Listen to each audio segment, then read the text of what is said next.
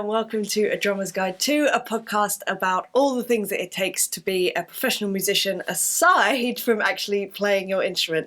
My name is Emily Dolan Davies, and today I want to talk about fear and the incurring losses that you might have if you let fear take over your life experience. But let's just talk about music because that's kind of the best thing. First of all, got my glasses on because I've got major hay fever situation going on here. Oh my gosh, it's been so warm the past kind of week and the pollen count has just kicked up something chronic. So it sounds like I'm unwell. I'm not. I'm just very hay fevery right now. So yes, please bear with me, and if I have any sneezing fits, you'll know what's going on. It's fine. It's all good. So anyway, fear. Fear is annoying. So when I was younger, when I was sort of coming up as a drummer, I can pinpoint so many instances where fear would stop me from doing something, and I just was reflecting on this, and I'm still annoyed at myself. I know I was a kid, I didn't know any better, I was just trying to survive, as it were, and there's always reasons behind why you do things, especially when you're sort of younger and don't have the sort of experience to reflect on stuff. But I just wanted to basically reach out to you, and if you're someone that is struggling with fear and you feel like that fear is stopping you from taking some sort of action, I wanted to kind of just share my experiences, I guess, share some stuff that happened to me when I was younger, and then what I now actively do to combat that fear so that I take the action anyway. Don't get me wrong, I'm not a person that doesn't feel fearful in many situations. I do, often, but I've found ways to sort of accept, okay, yes, this scares the bejesus out of me, but I'm going to do it anyway. So yeah, hopefully those kind of tactics will either help you too, or it will spark another idea in your brain. I just want you to be able to not lose out on opportunities because you're succumbing to that feeling of fear. So I hope that makes some sort of sense. So let's start by just giving you some examples that I still remember and I'm still annoyed about, of when fear has overtaken me. It's so annoying. So one thing that always comes to mind when I think about an opportunity that I had that I was so scared that I just didn't do anything, was I remember being at a drum show. It will have been Drum Alive, I suppose, and it would have been in Wembley. So this would have been sort of mid-2000s, maybe early 2000s, probably early 2000s. And John Blackwell Jr., Prince's drummer, incredible drummer. Unfortunately, he has now passed away, but insane drummer. And at the time, he was particularly incredible to me because I was obsessively watching Prince's concert live at the Aladdin, Las Vegas, and he was the drummer on that, and I was obsessed. And I just, that concert is still one of my favourites. It brings me so much joy, I can't begin to tell you. But anyway, I was obsessed. I was watching this every day. It was just everything. And then I heard that John Blackwell Jr. was going to be over in the UK, and I was like, oh my God, I'm going to finally get to meet this dude, and, hopefully maybe I'll get to chat to him, and blah, blah, blah. Anyway, me and Charisse, and anyone that doesn't know, Charisse Osei, another drummer, incredible woman, incredible human, great drummer, plays with Simple Minds now. We grew up together, so, and we started playing drums on the same day. We always went to the drum show. It didn't matter who was on. But anyway, we went down to the drum show, and lo and behold, we got the opportunity to meet John. And we were walking around with him with a couple of other people just around the show, chatting. Super cool dude. And then we happened across a booth, and there was a kit. And he was like, "Oh, I want to see you guys play." Now this, at age, I would have been 14.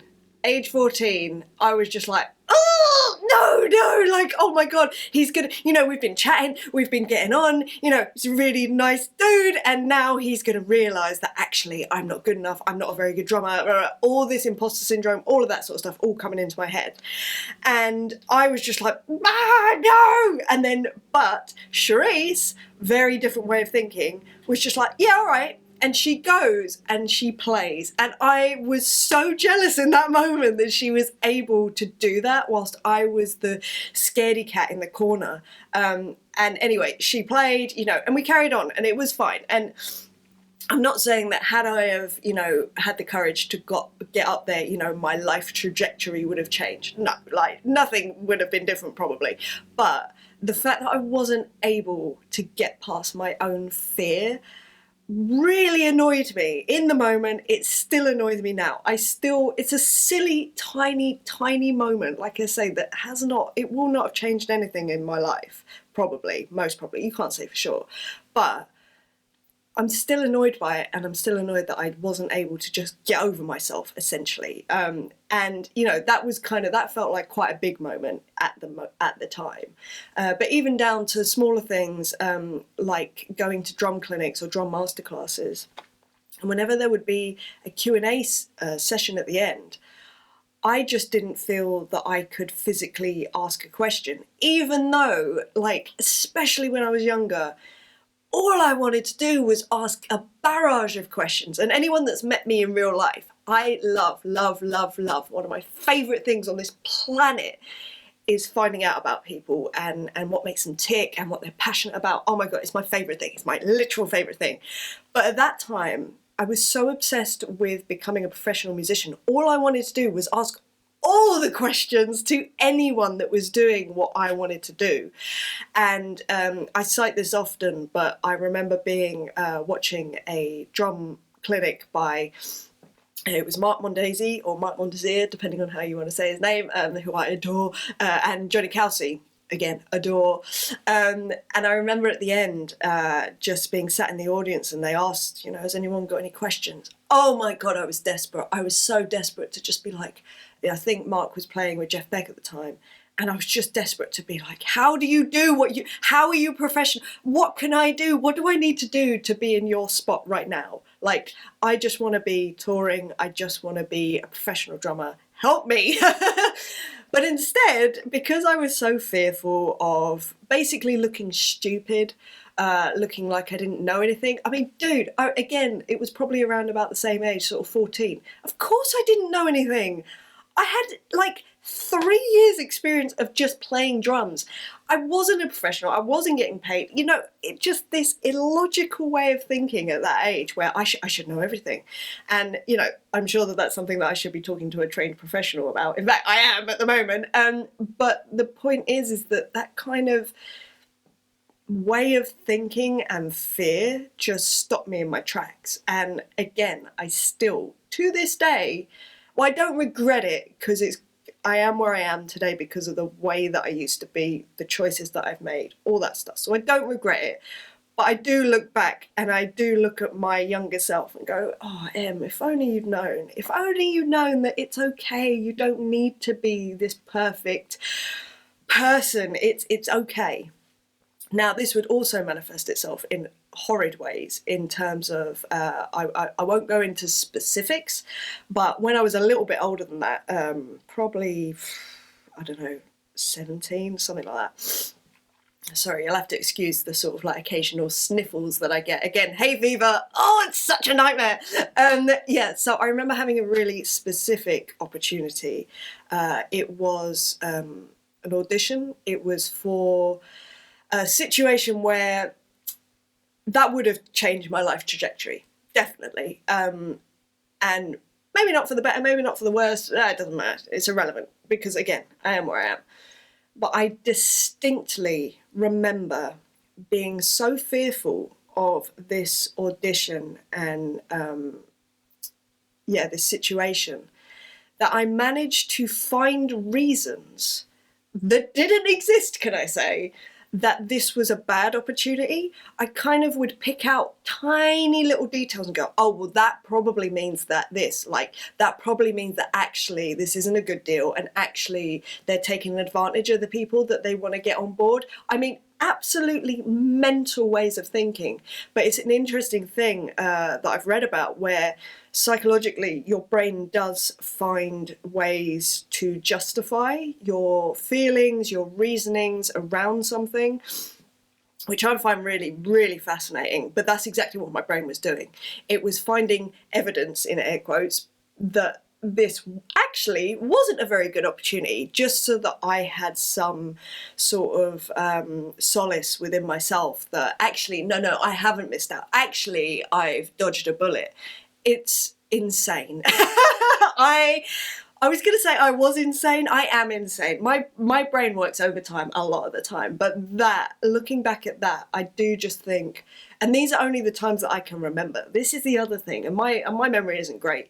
So I do think about the number of things that I probably talked myself out of. And the real reason was I was just fearful that I was going to go into a situation and I was going to be found out, in air quotes. Sorry, I keep saying air quotes because if you're not watching on YouTube, then you might not realise that I'm doing the air quotes and you're listening to it on the podcast. But yeah, I was so worried that I'd be found out as an imposter, as a charlatan, that actually, it's such a mad way of thinking, but I would think, oh, this person's going to realise that I'm actually not that good. They've got this expectation of me for being this, whatever, like in my head, I thought that they thought I was like this great drummer, I could do everything, absolutely irrational.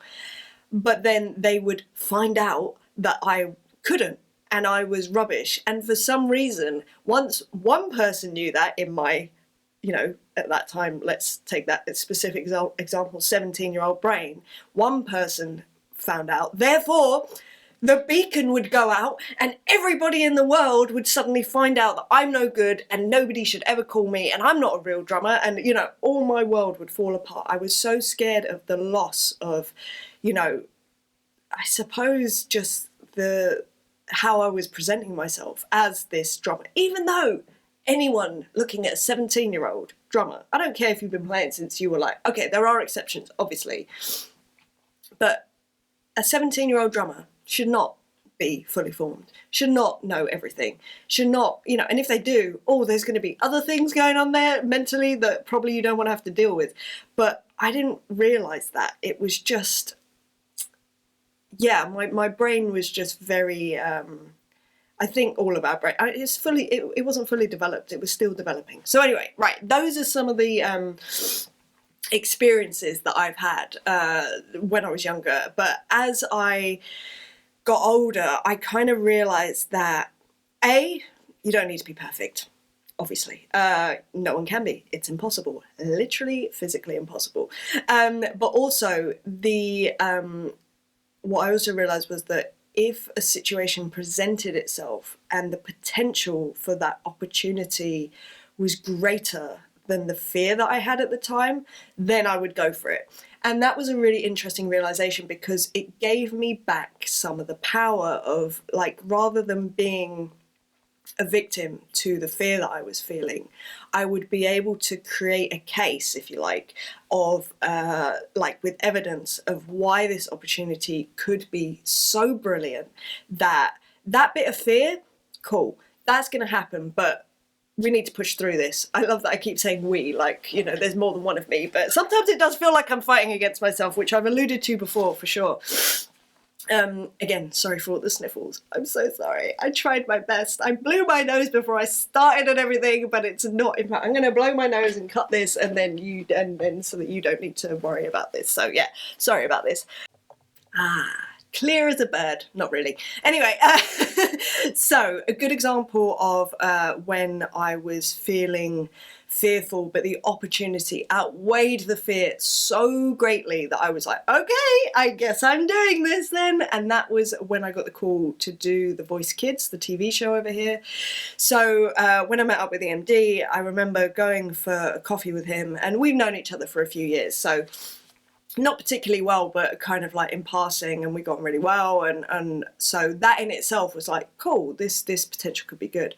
But as soon as we sat down, it was evident that a massive part of the gig, and now that I'm in it, really a massive, pretty much the crux of the gig, is that you have to read. And at the time, the only level of reading that I could proficiently do, I'd say, is kind of drum exercises. So either single bar exercises that you just repeat over and over, or maybe like 4 bars like lines, and it's all just kind of stickings, or it might be voicings as well, but you know, it's very basic. Well, it's not basic, I shouldn't say that, it's very specific. However, this was full on, you know, pages of music, and I knew that, and in my past experience, when a piece of music had been put in front of me to play, all sensibility, all of my instincts, all of my musicality would go out the window, because the fear would take over. I would just see a page of gobbledygook and just, whoa, I would freak. Like I say, I'd had a couple of experiences like that, and luckily they were in very controlled environments, so in drum lessons and stuff, and the music would come out and I'd be like, oh God, is this that lesson today? Oh no! So anyway, I'd lose myself. I'd absolutely lose just my basic instincts as a drummer, which, not great, I've got to be honest. So anyway, we were sat there and we were talking about this, and he let me know that this was a big part of it, and I instinctively tried to get around it. I said, oh right, okay, yeah, so but could it be that I could just write my own charts? Because I've been doing my own charts for a long time now. How long? 15 years? I don't know. Anyway, a long enough time. And he said to me, look, no, not really, because of the way that we work. It's kind of very quick. We have a guy who literally, his sole job is to write the charts, do them quickly, send them over, you know, and it's all very like, it's a well-oiled machine. And I was like, oh no, I was gonna swear then. I'm not swearing on this podcast. I made a vow to myself. I was like, okay. And the fear was there. I was like, oh my goodness, I'm going to have to face this. And the reason that I didn't go, because in the past, had I been 17, which I was not, definitely not, I would have been like, maybe this isn't for me. I'd find reasons that this is not a good fit, blah, blah, blah, blah, blah, all those things. But instead, in my head, I was just thinking, right, this opportunity is a great one. The show in itself, obviously, that's great. And it's on TV, which is nice. But the bigger thing was, the guys in that band are some of the best musicians in the country. They are also a group of musicians that I have been wanting to play with for years, individually, and they're together in one scenario. Plus, there's new people that I don't know, and I love meeting a new person. Love it, love it, love it. And I just thought, this, you know, I know also the fact that the way that the show is, there are multiple different styles that are being presented at any one time. So it's not like just all rock songs or all pop songs. It's across the board. I knew that. There were loads of genres, which fits my personality. I love the variety. As I was hearing how they worked in the room, it was, everything's very quick. Everything's very, you know, just like, it's a well-oiled machine, like I said before, and I thought that suits my personality. I don't like dilly-dallying around. I like getting stuff done, which I'm sure that if you followed me for any amount of time, you'll know that that is something that I thrive on. I love pace. I really can't stand dwelling on stuff. It's like, no, need to get it done. High turnaround, you know, it was a challenge. And then as I was thinking about this, I was like, all of these things are so brilliant that one little thing, and it felt like a big thing at the time, of reading would stop me from the opportunity of having all these brilliant things that I've wanted for a long time, that suits my personality. I'm sat in front of someone that I get on really well with. I'd love to spend time with them. It's just like, it was like, okay, I guess I'm doing this. And it made me go, right, yes, I will do this. And it was a really interesting experience in itself, because, like just this conversation, because it was like, okay, I can get over this fear, and actually I can actively get over this fear, which is really interesting, rather than trying to pick holes in a situation, which is what I would have done when I was younger. I can add to the great things that will come out of this if I do proceed with it. So I started kind of taking that approach with other things in my life, in my drumming life. maybe in my life, I don't know, probably. I haven't actually thought about that. I'm sure I have too. In fact, yes, of course I have, with like working out and eating good and yeah, all that sort of stuff, and it works. But I will tell you a couple of the things that I have sort of done off the back of realizing that about myself, which is really, really interesting. So the first thing that I've been doing for, I want to say it's going to come up to about a year now, which is crazy to me.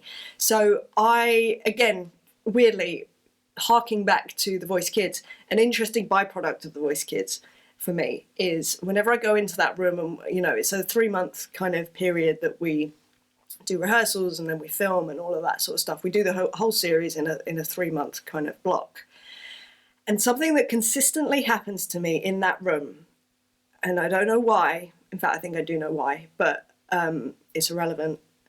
For me, it is the quickest way for my biggest insecurities as a drummer to come up. It's so painful. I can't tell you. It's embarrassing. It's horrendous. It feels so uncomfortable, and I absolutely love it. I hated it at first. The first year, it was so difficult for me. It wasn't, because it's so in your face, because like I say, because of the variety of the kind of music that you play. And we all have it. Everyone in the band has it. There are certain genres that when they come up, it's like you tense up and you just go, oh God, no, I've been avoiding this for all of my life. And here I am, and I'm about to have to essentially play it to the nation. And it's going to be filmed, so it's going to exist forever. Like all these things going through your head. But anyway, it brings up the worst insecurities in me, which again, like I say, I hated at first. Now I love it.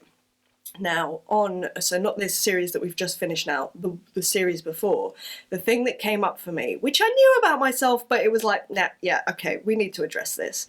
Again, I keep saying we, it was the idea of soloing, improvisation, and basically playing without an agenda, without something to inform me what I should be playing. So not like a song. Songs, I've done that for the whole of my life. I kind of have a pretty good grasp of what I should be playing, as long as it's something within my wheelhouse. So, okay, if a Cuban tune comes up, I'm probably not going to know what to do. I'll have to do some research. I'll have to, really work on it. But if you're giving me a pop song, a country song, a blues song, a rock song, I know instinctively what to do. I've just done it for enough time. However, playing without any accompaniment, just silence, scared the living daylights out of me. And as I say, the way it manifests itself in The Voice Kids was when it was like, oh, can you sort of like play some sort of fill in that gap there? There's a break, fill, well, that probably doesn't sound like much. To me, that was like going down on a roller coaster, just like, or free falling, just horrendous. Now, it's not to say that I didn't get done. And, even in those moments, if you're fearful, you just go, well, I'm going to play something because I've got to play something. And I would, and it would be fine. However, I didn't like the discomfort that it gave me. So I was like, I need to look at this. This is not okay. So I decided to start doing this thing that I've called morning playing. It's free playing. I do 30 minutes a day. It's literally just me and my drums. And I thought, right, this is how I'm going to tackle that. I'm going to get comfortable with just playing in silence. And although the fear for that, well, actually, it wasn't that great until I started doing it. And I was like, this is so uncomfortable. I don't see any progress. This is horrendous.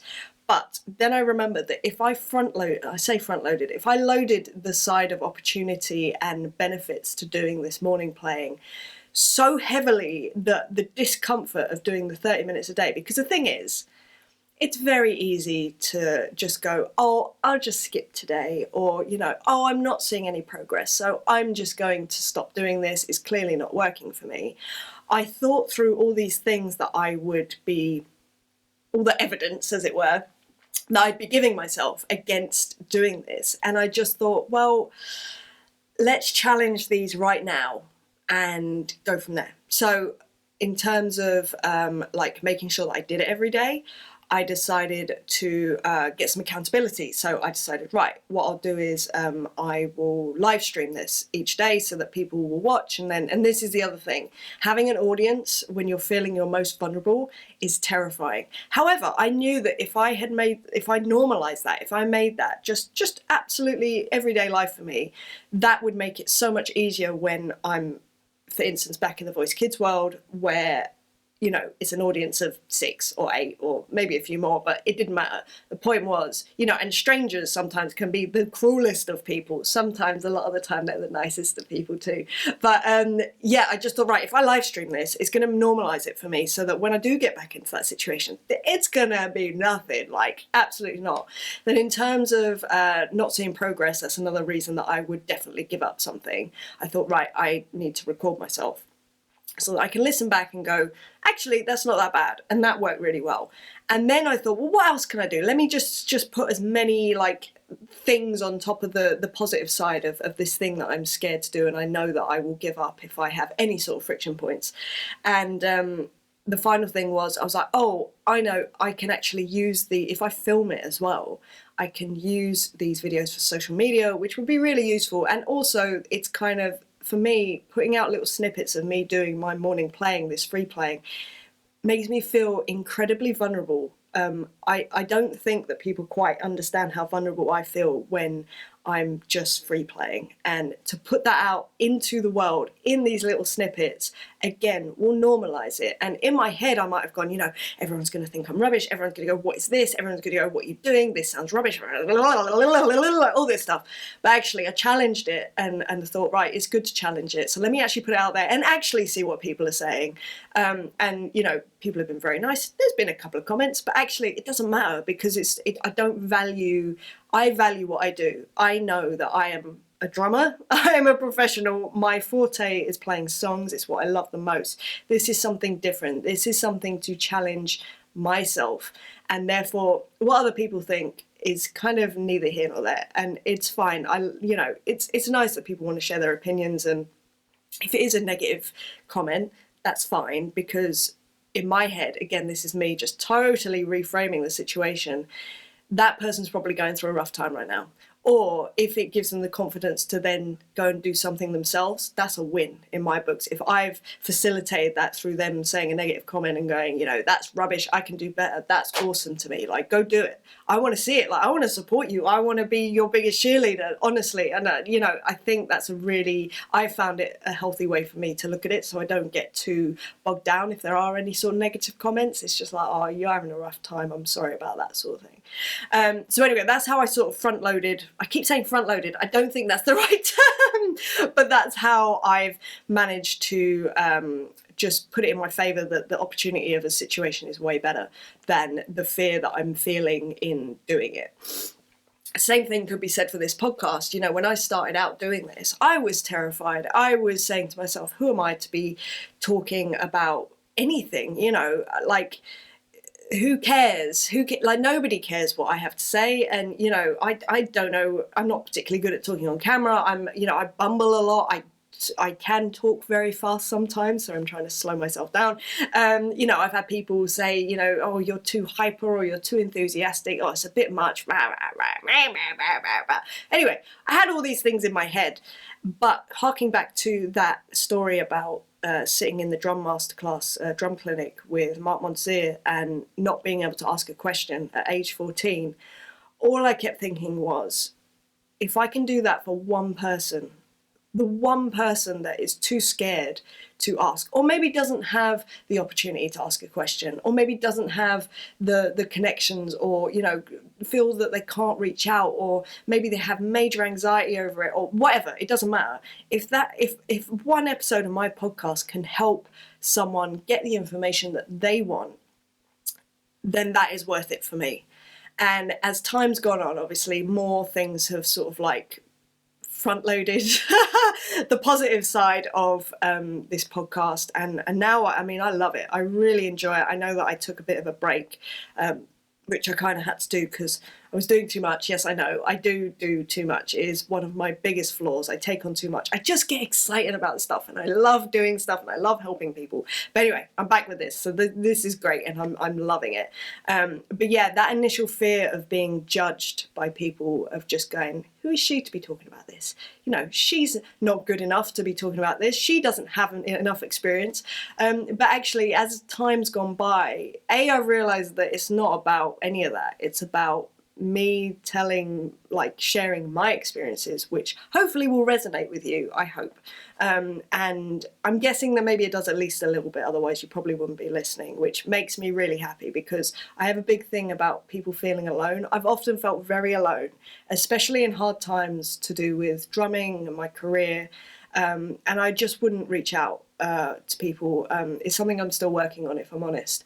But that feeling of loneliness, if I can negate that again for just one person, I want to do it, because it's not okay. And you're not alone. This is the thing. We all feel these things in varying degrees, in various ways, but they come down to the same sort of basic feelings of like fear or inadequacy or whatever it is.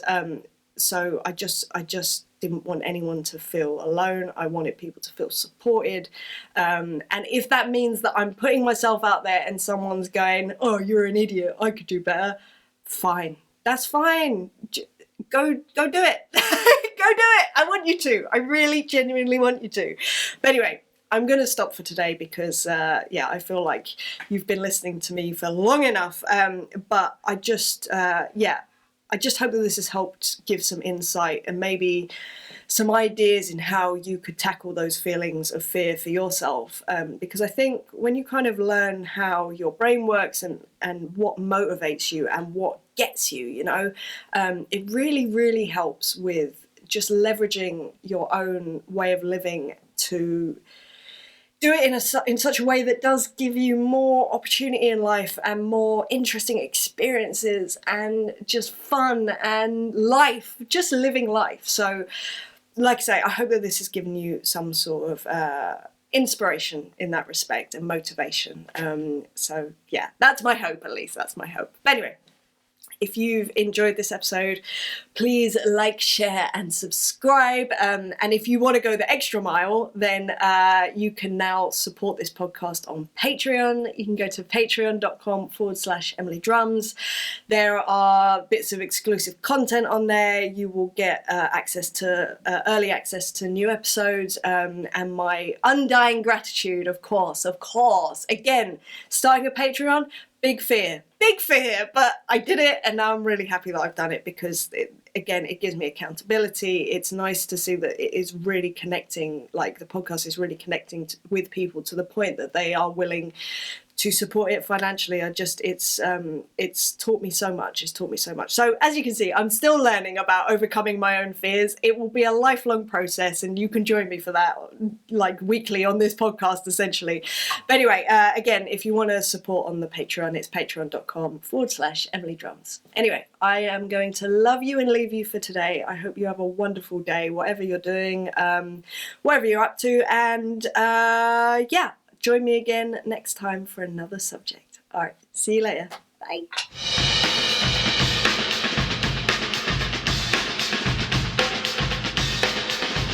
It's